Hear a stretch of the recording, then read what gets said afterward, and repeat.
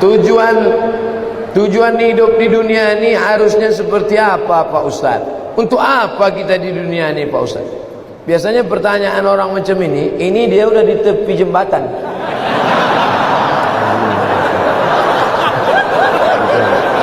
Untuk apa hidup ini? Udah streaming. Untuk apa hidup ini?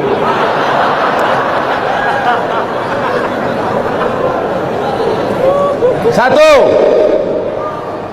alladzi khalaqal mauta wal hayata.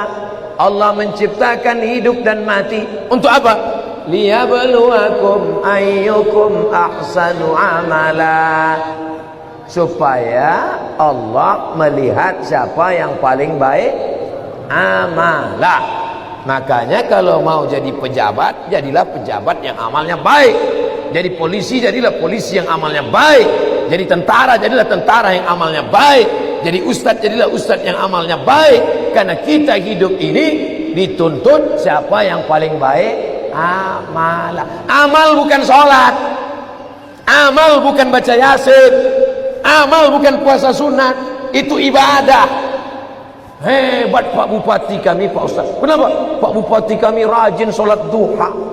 Itu bukan amal. Itu siapapun bisa. Sholat duha tak perlu jadi bupati. Betul? Yang dimaksud amal adalah dengan jabatan kekuasaan yang ada di tangan kita, bisa kita berbuat. Kalau jadi anggota dewan, buatnya perda syariah. Anak SD tidak boleh masuk SMP kecuali punya ijazah MDA. Setuju? Itu Bang. Dengan kekuasaan. Jangan nanti udah pensiun baru datang. Ustaz Somad, apa yang bisa kita buat untuk bangsa ini? Tangan pun dah menggeletar. Itu apa? Ustaz Somad, kami sebagai aparatur negara, PNS, apa yang bisa kami buat amal kami? Mana PNS? PNS kemana nih? Kenapa banyak orang ngantri? Mohon maaf Ustaz Somad, PNS-nya sedang sholat duha di musola. Bodoh. Amal PNS bukan sholat duha. Sholat duha sebelum berangkat tadi. Amalnya sebagai PNS adalah bagaimana melayani masyarakat, dipermudah urusan orang. Urusan KTP Anda masukkan pagi, selesai sore, dikirim melalui pos. Bisa apa tak bisa? Bisa. Mudahkan urusan orang di dunia, dimudahkan pula urusan di akhirat nanti. Amin. Ustaz, apa yang bisa kami lakukan untuk ustaz-ustaz? Kumpulkan ustaz-ustaz, kumpulkan imam-imam, kumpulkan khotib-khotib, kumpulkan guru-guru mengaji, beri mereka pelatihan, permudah urusan SIM kendaraan bermotor mereka. Setuju? Wah, banyak yang setuju. Kenapa Ustaz tiba-tiba ingat itu? Ingat dulu saya susah ngurus SIM dulu waktu sebelum terkenal. Masya Allah, tabarakallah. Artinya apa? Ketika Allah titipkan jabatan di tanganmu, pakailah. Ayyukum ahsanu amala. Ustaz, kami ini masih mahasiswa, masih sekolah, lalu amal kami apa? Kau senangkan saja hati orang tuamu, pulang ke rumah, ayah, emak, ini transkrip nilai mak, nih, berapa IP kau nak? 2,0. Hah? Kenapa 2,0? Ayah sabar ya, ini takdir dari Allah. Anak hantu. Dikasih duit bukannya menyelesaikan masalah, menambah masalah. Yang masih kuliah, yang masih sekolah, kalau belum bisa kalian senangkan emak ayah kalian, jangan kalian susahkan mereka. Jangan asal balik susah. Kalau balik susah, belum lagi dia balik, baru menengok nama dia di HP aja. Ini susah. Yang pertama amalah. Yang kedua baru wa ma khalaqtul jinna wal insa illa liya'budun, ibadah. Itulah dia sholat, baca Quran, tahajud, puasa sunat, itu ibadah. Jadi kita ini gunanya di dunia ini cuma dua saja, amal dengan ibadah. Masuk kantor jam 8 pagi, pulang jam 4 sore. disiplin, tidak bolos ke mall. Itu namanya amal. Bapak polisi merazia orang melanggar peraturan, saking kan dia mau menegakkan, sampai dipeluknya kaca mobil Kijang Innova. Itu amal apa ibadah? Amal. Amal itu namanya. Ustaz tahu dari mana? Saya tengok tadi di Instagram. Dua itu saja tujuan kita hidup ini, amal dan ibadah. Perbaiki amal, perbaiki ibadah. Banyak orang ibadahnya bagus, amalnya tak bagus. Banyak orang amalnya bagus, ibadahnya tak bagus. Yang lebih parah, amal tak bagus, ibadah tak bagus. Siapa yang amalnya tak bagus, ibadahnya tak bagus, pergi ke jembatan Barelang. Untuk apa ke situ Pak Ustaz? Nah, jangan kau tanya lagi. Saking tak ada lagi kertas dah. Selamat menikmati.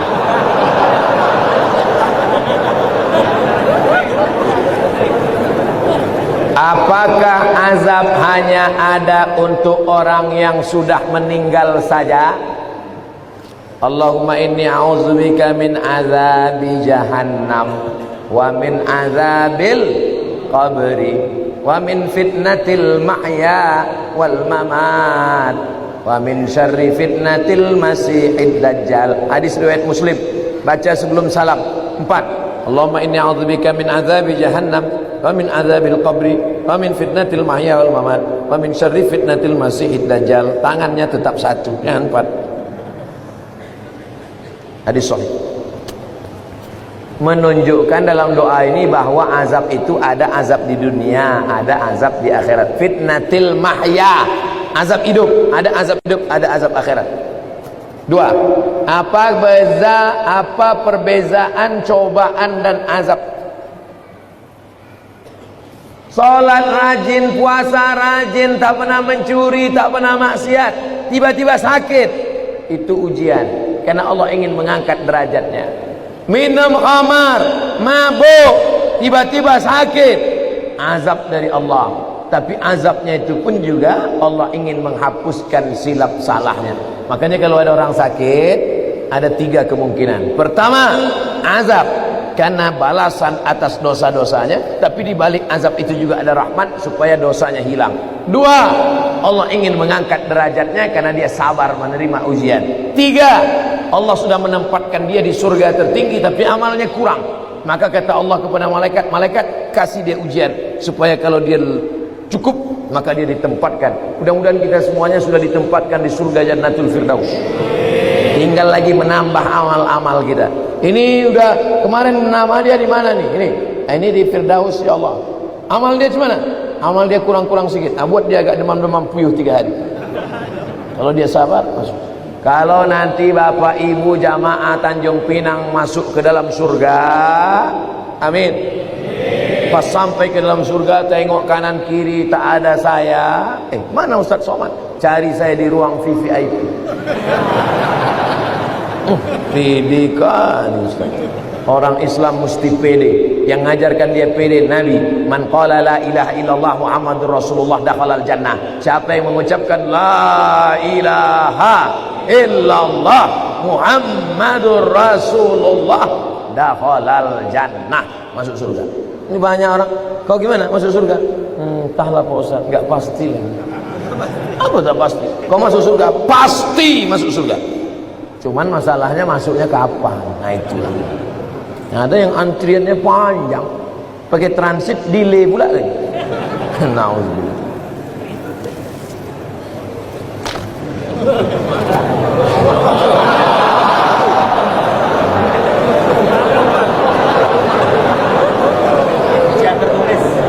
Ujian lisan tertulis. Pertama-tama, mau pakai pertama-tama. Izinkan saya mengirimkan Al-Fatihah untuk Ibunda Ustadz Abdul Somad Hajjah Rohana binti Nuruddin. Al-Fatihah. A'udzubillahi minasyaitonir rajim. Bismillahirrahmanirrahim. Alhamdulillahirabbil alamin. Arrahmanir rahim. Maliki yaumiddin.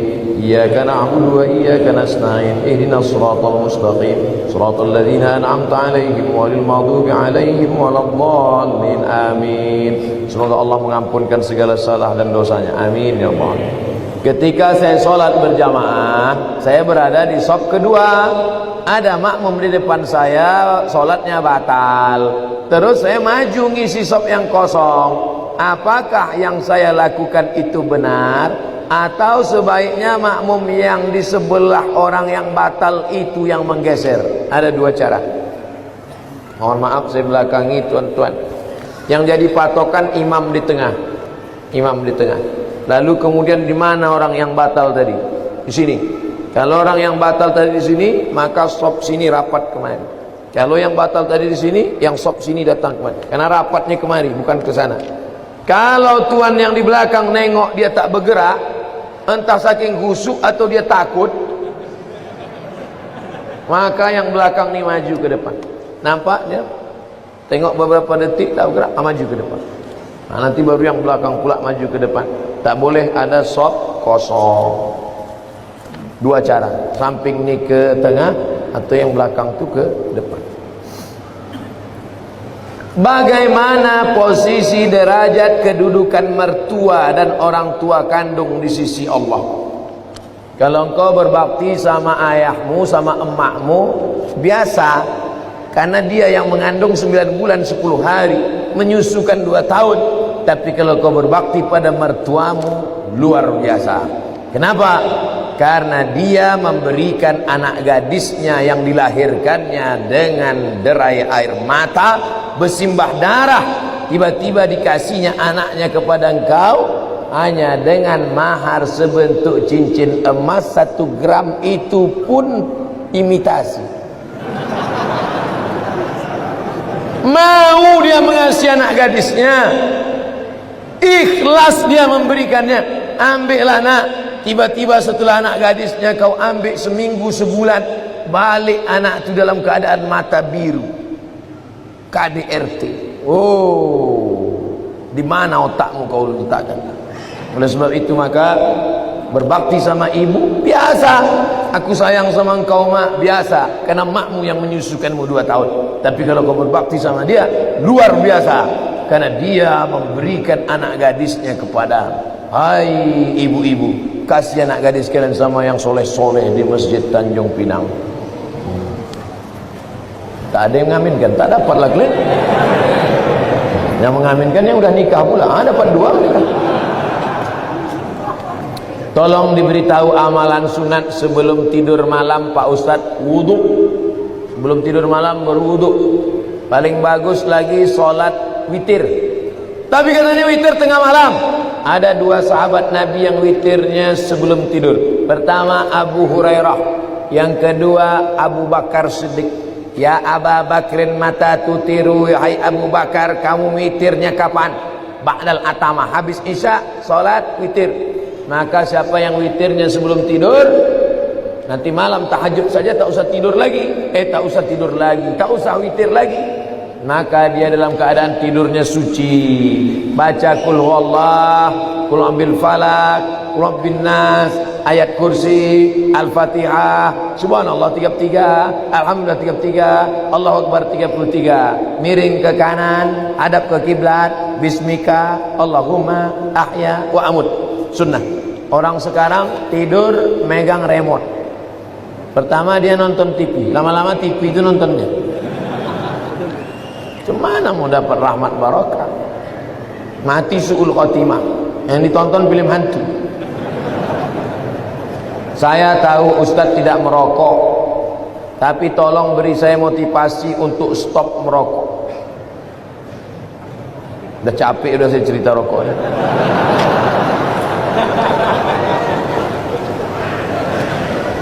Hai yang merokok-merokok, berhentilah. 1 hari 10.000, 1 bulan 300.000, 1 tahun 3 juta, 1 tahun 3.600.000, sudah bisa beli kambing kurban. Bisa apa tak bisa?